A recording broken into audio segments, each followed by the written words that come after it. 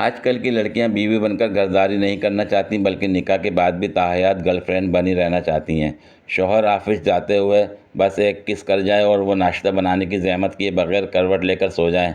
12 बजे के बाद उठें तो मुलाजमा या कोई और उन्हें चाय जूस दे और टीवी मोबाइल देखते देखते नाश्ता करें। उसके बाद सोफ़े पर नीम दराज होकर कुछ देर सुस्ताएं या फ़ोन पर अपनी अम्मी या किसी अजीज़ सहेली से 2 घंटे बात कर लें। थक जाएं तो चाय और स्नैक्स।